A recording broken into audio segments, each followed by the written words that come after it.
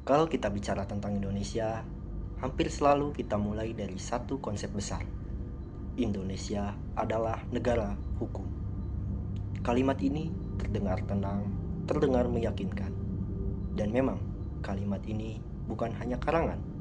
Ia tertulis jelas dalam pasal 1 ayat 3 Undang-Undang Dasar 1945. Artinya sederhana, kekuasaan tidak boleh berjalan semaunya. Negara tidak boleh bertindak hanya karena punya kuasa. Semuanya harus tunduk pada hukum. Dalam konsep negara hukum, hukum bukan hanya alat untuk menekan. Hukum seharusnya menjadi pagar. Ia membatasi negara sekaligus melindungi rakyat. Karena itu, kita mengenal prinsip equality before the law.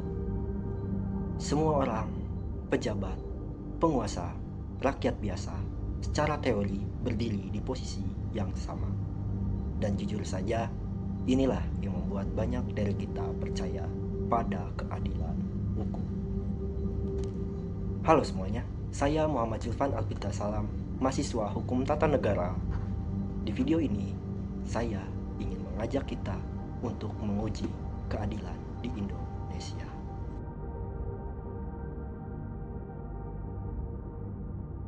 Apakah keadilan benar-benar milik semua orang? Atau hanya terasa adil bagi mereka yang berkuasa?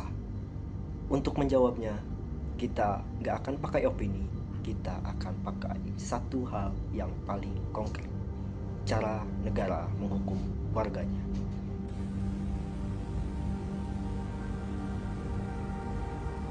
Karena kepercayaan pada hukum jarang runtuh karena teori. Ia runtuh karena pengalaman. Bagi sebagian orang, berhadapan dengan hukum tidak selalu terasa seperti perlindungan. Kadang justru terasa seperti ancaman. Bukan karena kesalahan besar, tapi karena mereka tidak punya kuasa untuk melawan prosesnya. Dan menariknya, ketimpangan itu sering terlihat paling jelas bukan dari kasus besar, tapi dari kasus yang kelihatannya sepele. Pada tahun 2010 di Palu, seorang remaja berinisial Aal diproses hukum karena mengambil sepasang sendal jepit milik anggota polisi. Tidak ada kekerasan, tidak ada perencanaan. Namun secara hukum formal, perbuatannya memenuhi pasal 362 KUHP tentang pencurian. Ancaman maksimal pasal ini adalah 5 tahun penjara. Aal ditangkap, diperiksa, ditahan. Ia disidangkan sebagai terdakwa. Negara hadir dengan seluruh instrumen kekuasaannya untuk sebuah kerugian yang nilainya terbilang sangat kecil. Selanjutnya, kasus Nenek Mina Bajumas 2009. Seorang perempuan tua yang diadili karena memetik 3 buah kakao dari kebun perusahaan. Nilai kerugiannya tidak sampai puluhan ribu rupiah, namun tetap diproses dengan pasal 362 KUHP. Ia dijatuhi hukuman 1 bulan 15 hari penjara dengan masa percobaan 3 bulan. Secara hukum, negara menyatakan ini adalah tindak pidana. Kalau kasus-kasus ini berdiri sendiri, mungkin kita bisa menyebutnya dengan kebetulan. Tapi ketika pola yang sama terus berulang, pertanyaannya berubah. Ini bukan lagi soal satu orang, ini soal bagaimana hukum paling berani kepada siapa. Sekarang, mari kita lihat bagaimana hukum bekerja ketika pelakunya adalah mereka yang berkuasa. Ada kasus Harvey Moise, perkara korupsi yang dikaitkan dengan kerugian negara dalam skala yang sangat besar. Ia dijerat dengan Undang-Undang Tindak Pidana Korupsi, Undang-Undang Nomor 31 Tahun 1999 dan Undang-Undang Nomor 20 Tahun 2001.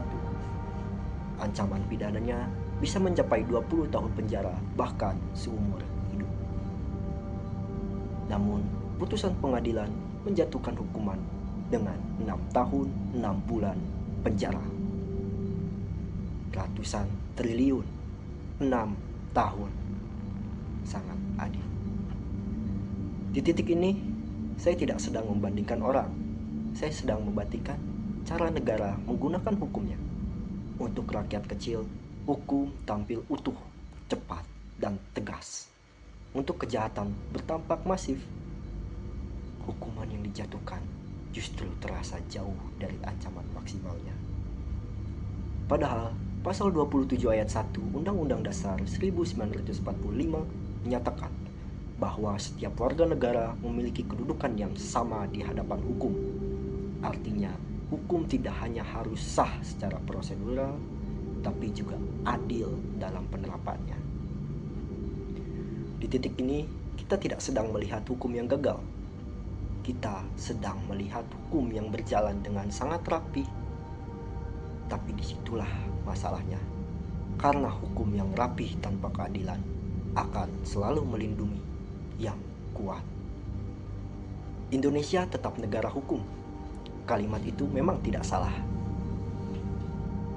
Tapi mungkin pertanyaan yang harus terus kita ajukan adalah, apakah keadilan di negeri ini benar-benar milik semua orang atau hanya milik mereka yang berkuasa? Karena negara hukum tidak diukur dari seberapa banyak orang dihukum, melainkan dari siapa yang paling aman ketika berhadapan dengan hukum.